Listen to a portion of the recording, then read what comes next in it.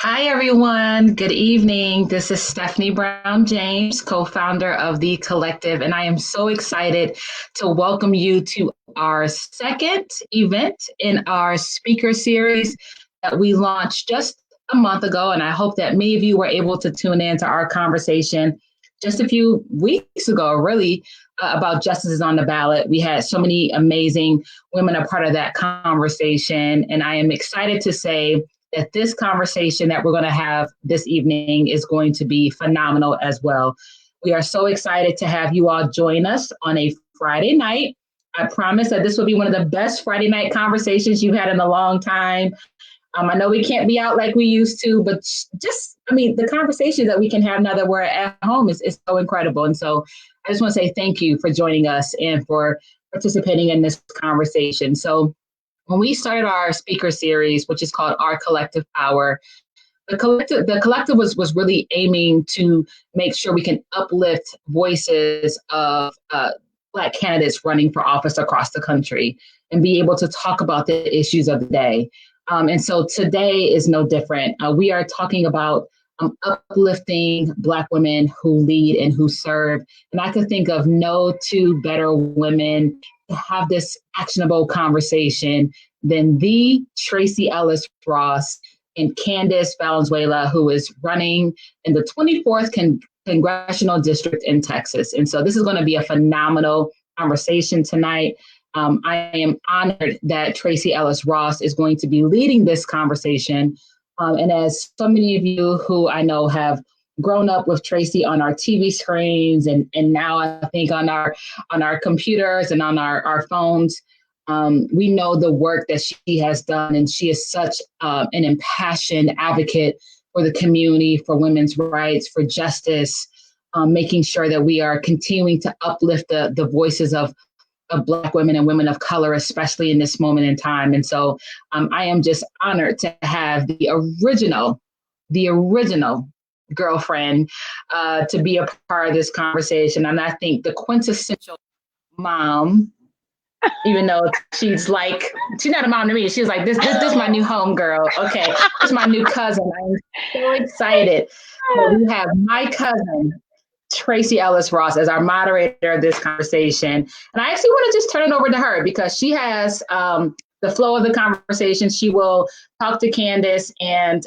we're just so honored to have Golden Globe award-winning Miss Tracee Ellis Ross this evening. Hi, Tracee. Oh my goodness. Hi, Stephanie.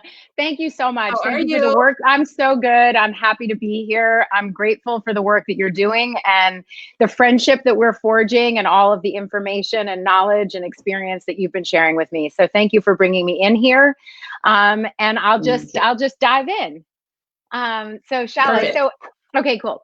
So as we all know, I feel like we're in really unprecedented times, and politics and elections, I feel, can often seem so far away. And it feels like one person doesn't have the power to change anything that's going on. But I feel like specifically right now, what's happening in our country has made it beyond clear how personal politics are. And this is such an urgent and a delicate moment in all of our lives. And I know that, I don't know about you guys, but I've been anxious and frustrated, and I would go so far as to say terrified. But I have discovered that when I get informed and participate, the fear seems to get smaller.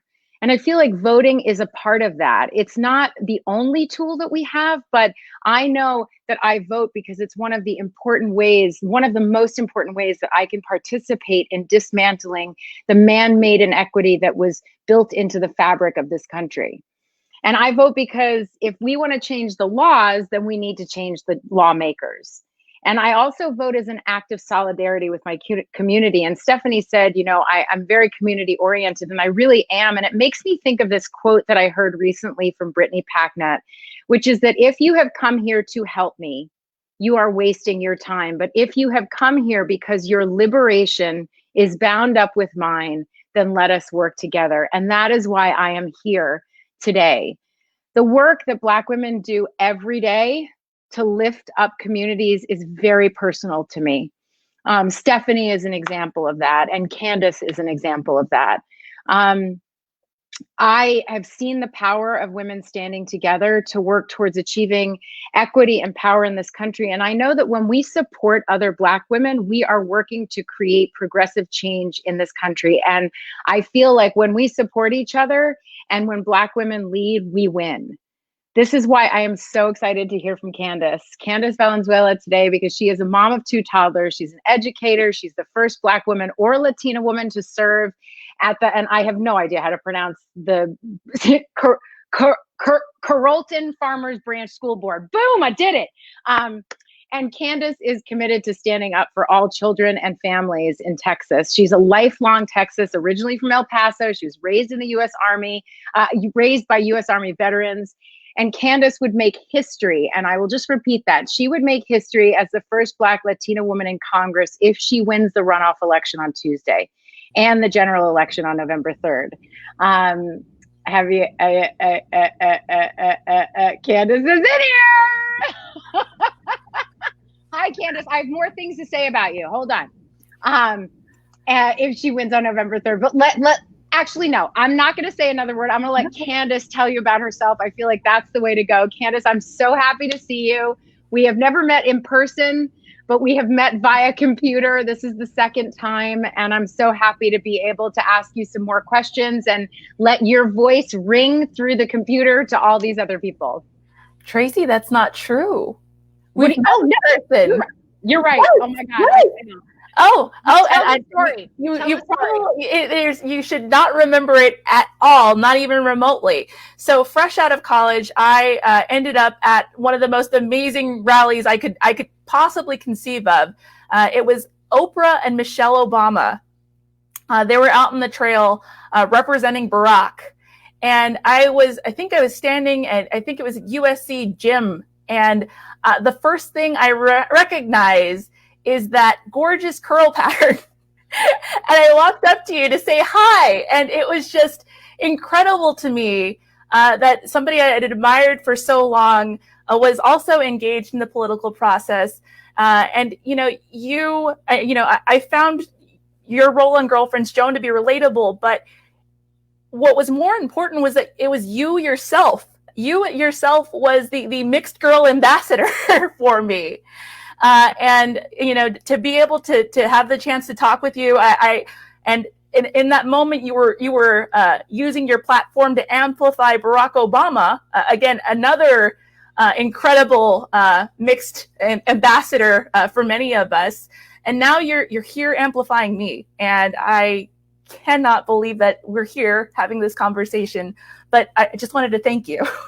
Oh my God, it is my pleasure, and I love that there's such a full circle there. There's something really special about that. Thank you for reminding me of that moment. But also, I feel like, the story that brings us to these moments is really what creates the blossoming of why we're so connected. And I also feel like, I've heard it said, and I said it when I did the intro, but that politics is personal. But I think it's personal because it comes from our own experience. And I know a little bit about your story, and I have heard you share it, but you have such an extraordinary American story. So I wondered if you could share, so that it's through your voice and not mine, what experiences of your life have led you to this moment and why you're running for Congress? Like, I would love to kind of hear, what are those, I call them lily pad moments, but those moments that sort of things crystallized for you that brought you here. If you could share a little bit of that. Sure. Well, my great-grandfather came here from Durango, Mexico, and he fought in World War I. Both my grandfathers fought in World War II, and my mom and dad met in the U.S. Army. My mom used to fix planes, and my dad used to jump out of them. But wow, yeah, it was quite the romance. But things went bumpily. They didn't go great, and my brother and mother and I ended up homeless, and we ended up bouncing around from place to place. We lived in a homeless shelter. We lived on relatives' couches.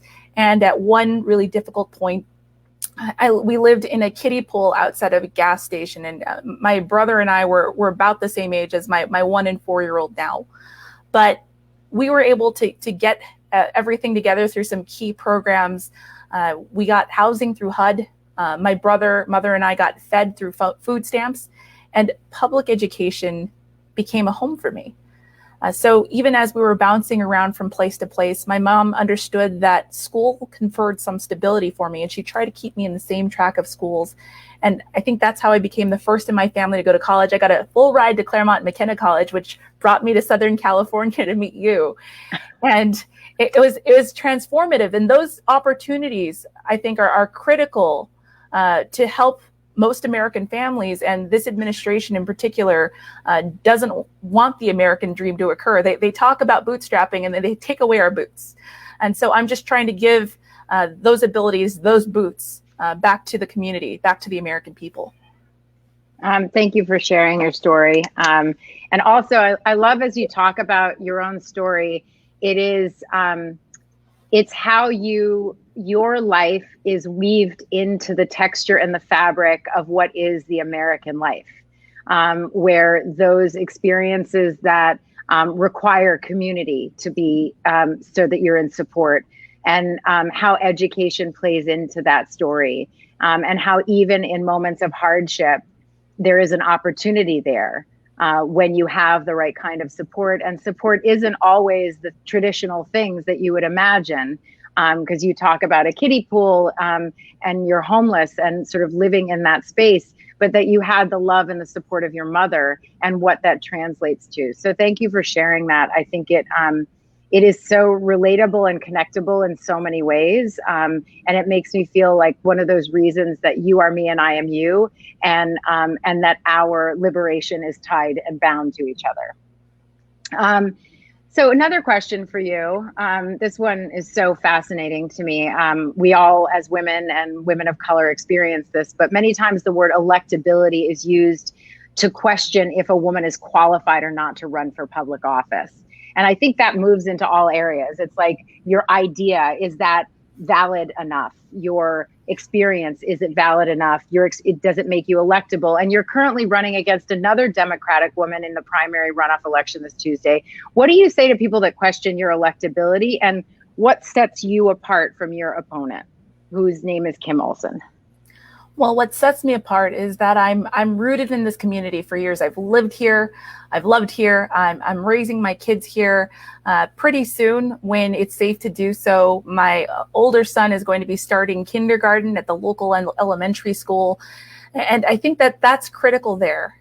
And another thing, as a school board trustee, I was able to deliver results. We made sure that our teachers got pay raises, our food service members, our janitorial staff, made sure that we had career and technology education become more responsive to the challenges of the 21st century. We made fine arts academies available at elementary schools, which, you know, I didn't get a hold of my first pair of drumsticks until I was maybe 12 or 13. But we've got these 6-year-olds that were outplaying me as a college senior. So it's incredible to have these opportunities in the schools. But, you know, if we don't have somebody who can deliver for this community, who understands these challenges, who understands that one-to-one technology was not a given before I got there. And during the pandemic, because we made an effort to make sure that our tiny ones have iPads because their fingers are too pudgy to type, and our older ones had Chromebooks, they didn't lose instruction when they went home during the pandemic. I've been able to deliver these results. And my opponent moved in. She got an apartment in the district some months ago, and doesn't understand what many of these families are facing in Texas 24. And I'm taking all of these experiences of my community and myself to Washington. Slightly off topic, but I noticed that you said you play drums. Do you play drums? Poorly. But yes, drums and the xylophone and the marimba. I'm actually more of an auxiliary percussion girl. Oh my goodness. This is, I mean, I don't know about anybody else, but I have learned something very important. I'm just going to write that down. Auxiliary percussion. That is brilliant. Thank you, Candace, for sharing that.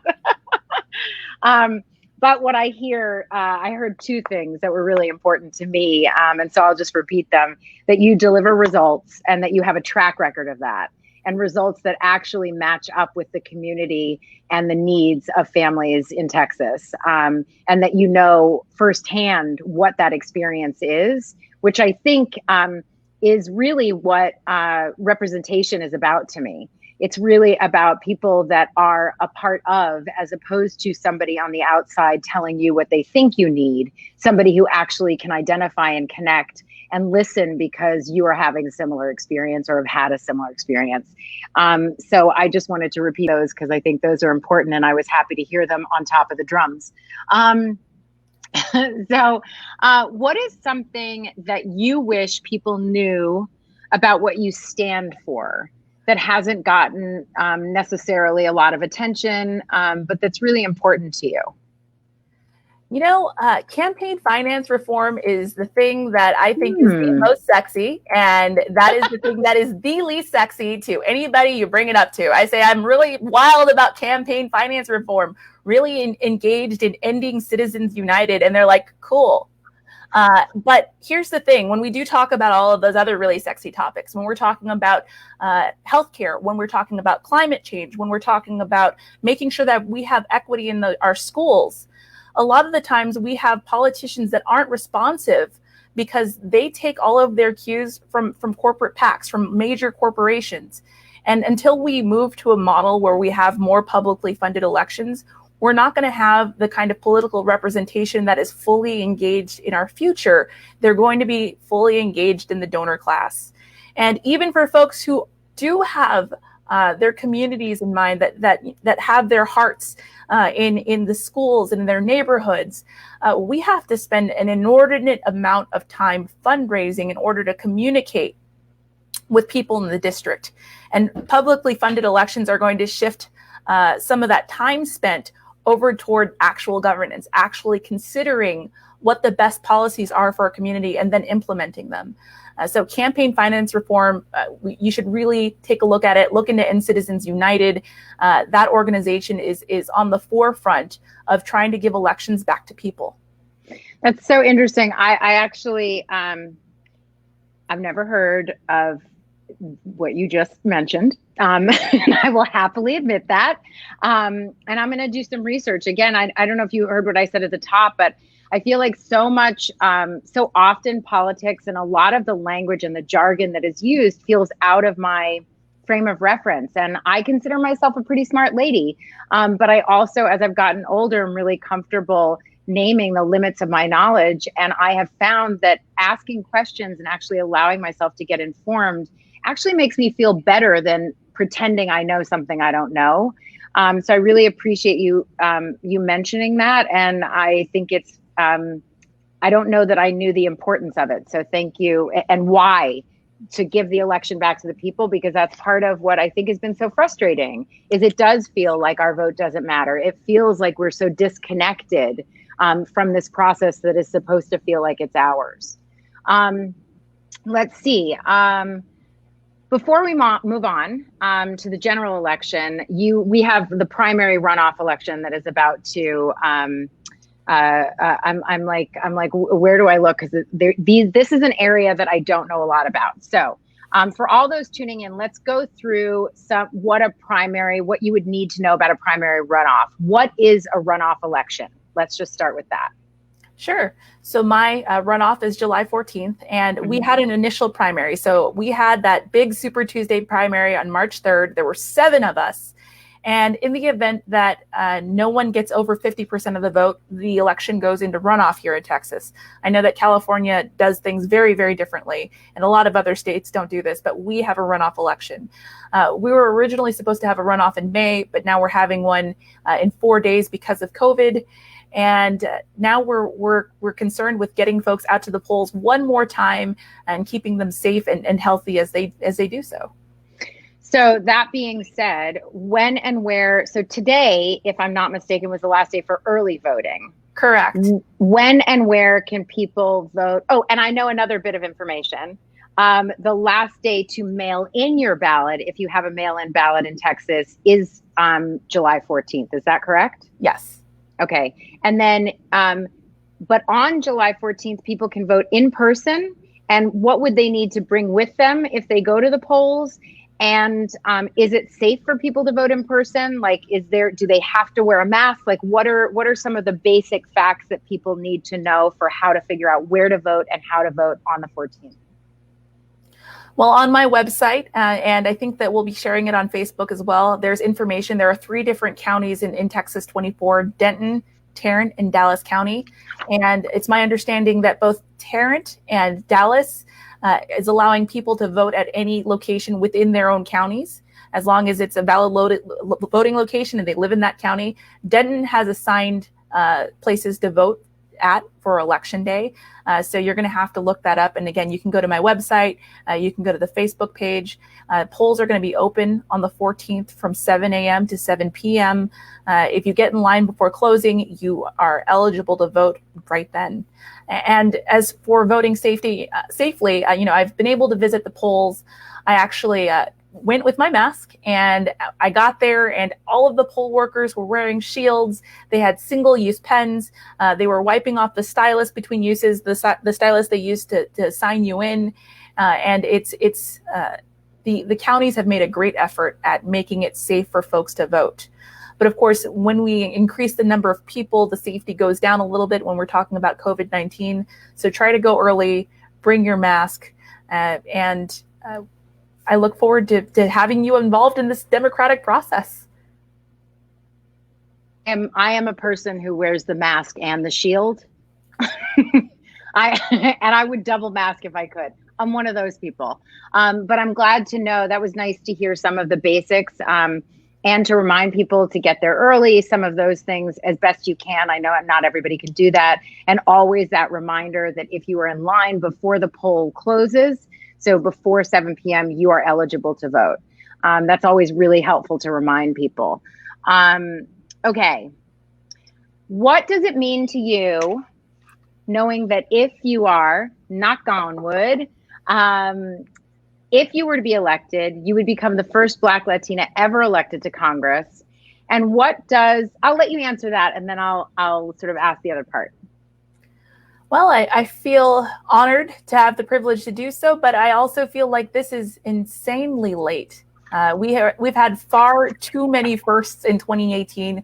We're having far too many firsts in 2020.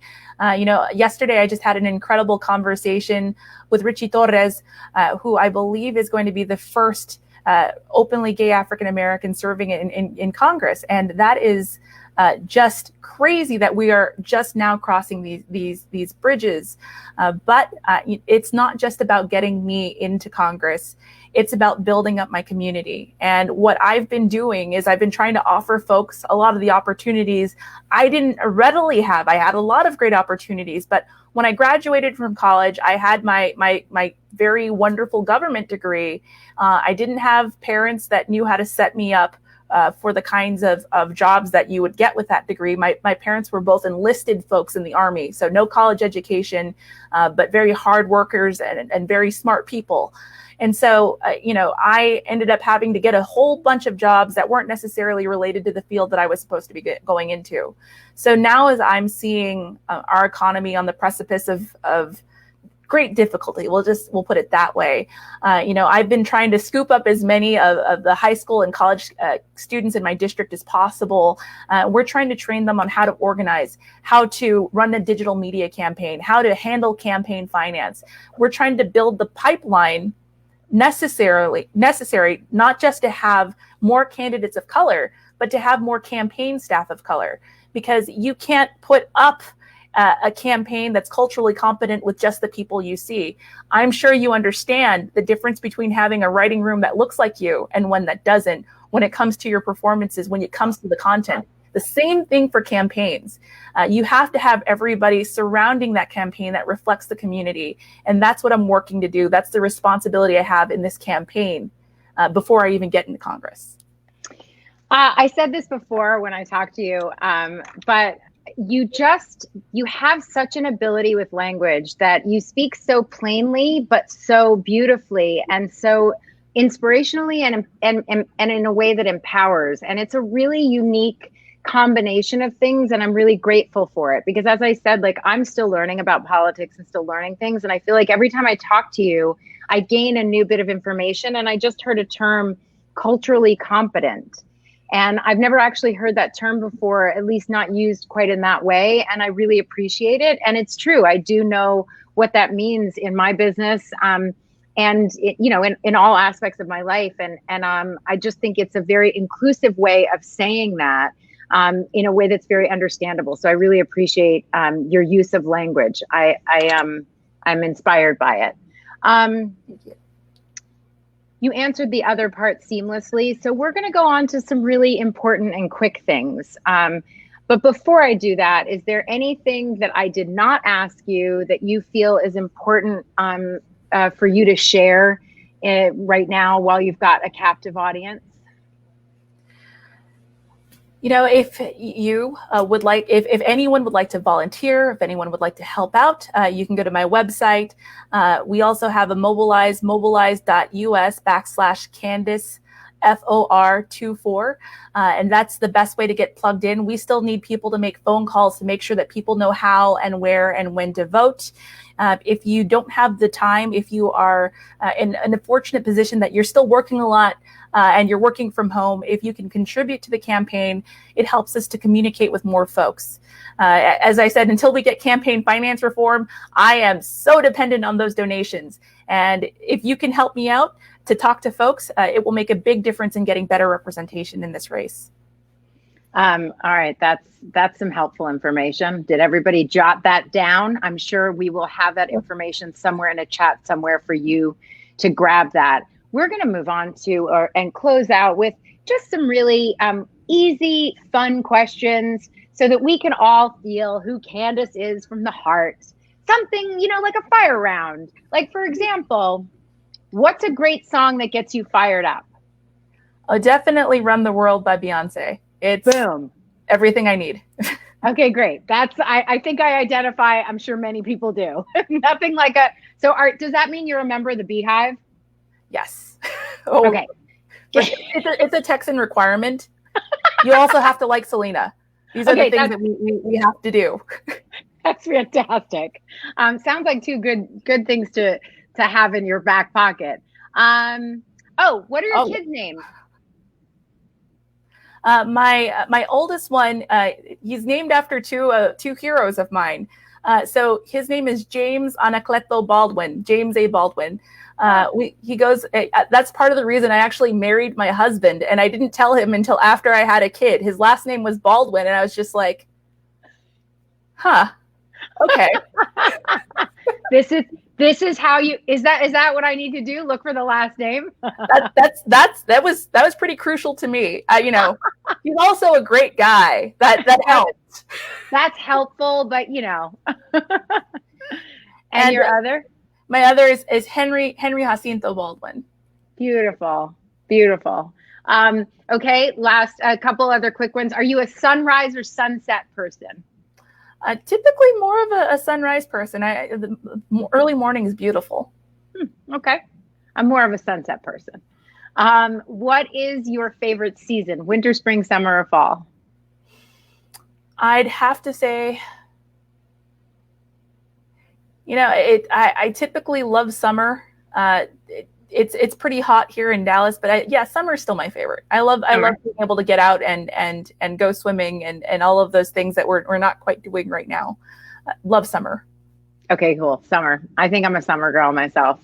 And I'm going to end on this one. And I'm not asking it at the end because I'm egging you on. But what's your favorite TV show? You do not have to say Blackish. I love Blackish. I find Bo super relatable. And, you know, there are some really critical conversations that I've never really been able to have with folks in the way that you have it.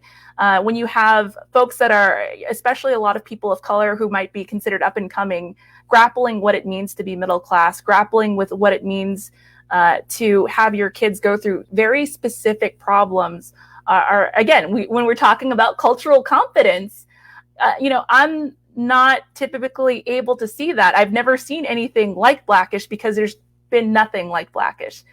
So I love Blackish. One other show I love is called One Day at a Time.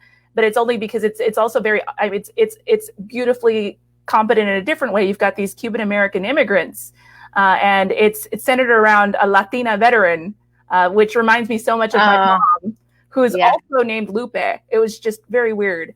So it just, those two shows are kind of the place I go where I'm right now in this process, when I just need to be like centered and happy.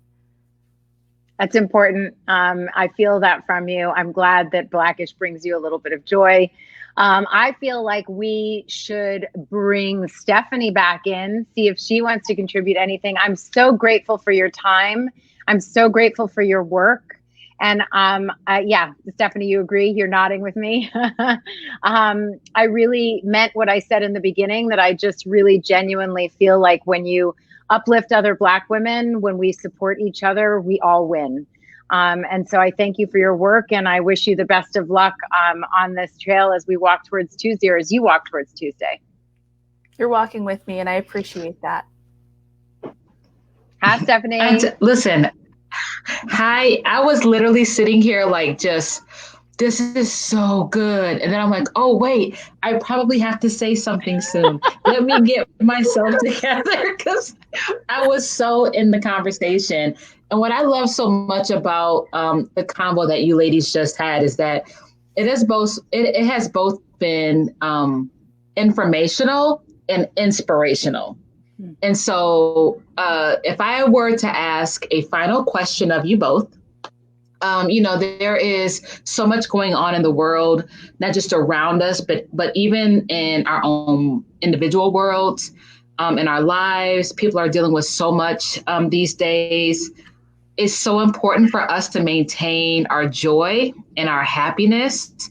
And I would love to know for you both. And to me, you two are an example of representation at its finest. I mean, between Candace and the work that you do in the community and running for Congress, and really, being able to make history, and with you, Tracee, and all the roles that you play. And I'm so glad that Candace brought Bo into this space, because you have been able to represent for Black women, for Black moms, for Black professional women in a way in which we have not seen on TV, if ever, in a long time. And so I am just so grateful for the representation that you all bring. But I would love to know, what brings you happiness and joy when sometimes life just seems a little crazy all around you? So I'll start with Candace, and then we'll go to Tracee.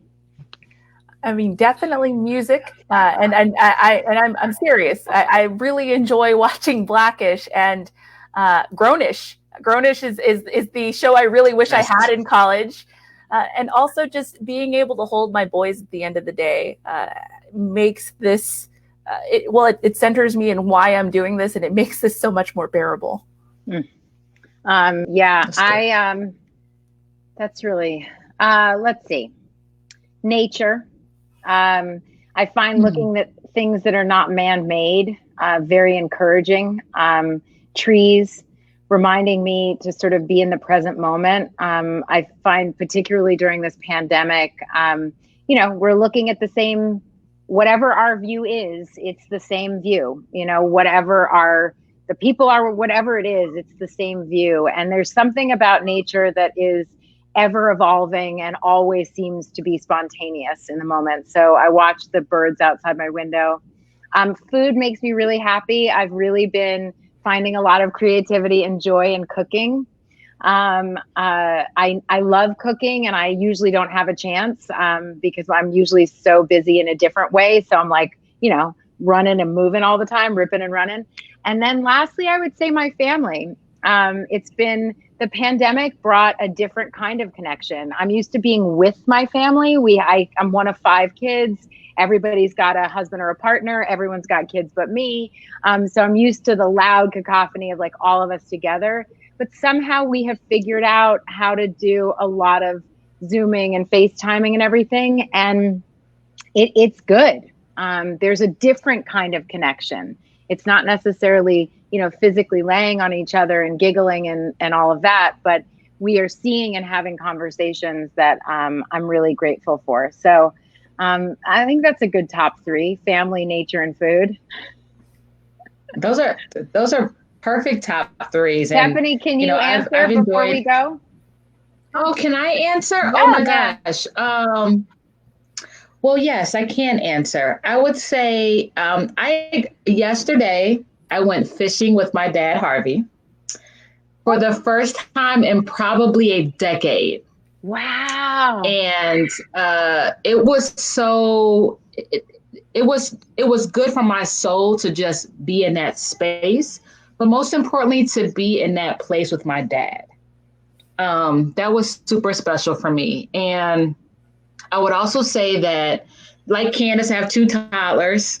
They are 50 and 60. Seriously though, they're 2 and 4. And being able to do activities, and I'm like that mom that's like, okay, I want to go back to the store so I can buy crafts. You know what I mean? Like I love to be so that has brought me a lot of joy, being able to do crafts and stuff with my boys, and try to spend time with my husband Quentin whenever we can. And also just really paying attention to conversations like this, which is why to me this convo was so important for us to have, and to have even on a Friday night, because um, so many people are looking for ways to know in which I can be engaged in making decisions that will impact my life. And when you decide who you vote for in either a runoff election or in November, you are really picking a person who will help to make your life hopefully better. Or being able to really have your voice heard in a way that will produce results in your life. And so that's why I try to have time where I can like dig into conversations like this. I try to follow different people like Brittany, who you mentioned, Brittany Packnett Cunningham, who you mentioned, and find out what she's reading and what she's talking about. Because I just think in this moment, one of the fantastic byproducts of the coronavirus, not that anything is good about it, but what I would say to your point, even about family being together, is this is a time for us to pause, to get inspired, to get informed, to be actionable in a way that we can decide what is best for our lives. And I think for Black women, especially for women of color, this is our time to do that, to be loud, to be proud, to be in coalition with other people. And so I just want to say thank you, ladies. Thank you so much for this convo. It has meant the world to me, and I know it's meant the world to so many other people. I do want to say that for those that are interested in, learning more about Candace, please definitely you can go to collectivepact.org to learn more about Candace and the various other candidates we have been fortunate to support and endorse this year. You can also, I encourage you to text TX24 to 79606 if you want to donate to Candace's campaign. You have a chance to do that now before the runoff election on Tuesday, and also for the general election once she wins on Tuesday. So we are wishing her all the best. And then I also just want to say, there are so many wonderful, amazing candidates that are running across this country who are really working to become those lawmakers we need to change the laws, the ones that we need to create progressive change in this country to make the lives of Black people better, to make the lives of all Americans better. And so I encourage you to please go to collectivepact.org to learn more about our candidates, learn more about our work as an organization. We are multifaceted. We are both a PAC, but we also have our nonpartisan arm, our C3 nonprofit arm that's focused on voter registration and voter engagement. And for more information about the work we're doing there, you can go to votetolive.org. And so, this is the time for us to do all we can to be involved and to be engaged, for us to choose the lawmakers that will make the laws that govern our lives. And I just want to say thank you again to Tracee Ellis Ross, who has been such an inspiration for me personally, for so many of us who have been able to benefit from the representation she brings in the fullness of herself that she brings, whether through Blackish or Girlfriends or through Pattern Beauty. So I just want to say thank you to Tracee, and then thank you to Candace Valenzuela. We wish you all the best on Tuesday. we have your back. We're here for you. And finally, thank you to all of you for watching this evening on a Friday night. I was like, when the team was thinking about this, I said, shall we have cocktails on a Friday night? Maybe we'll do that for the next one. So, this was some good time together. I hope that you will join us for our next conversation, which will be on July 22nd, will be the third edition of our series, Our Collective Power. Please join us on the 22nd. Look out for more information. Go to collectivepact.org to follow us. And please continue to be engaged. We appreciate you so much. And on behalf of Tracee, Candace, and myself, we wish you good night. Bye, everybody.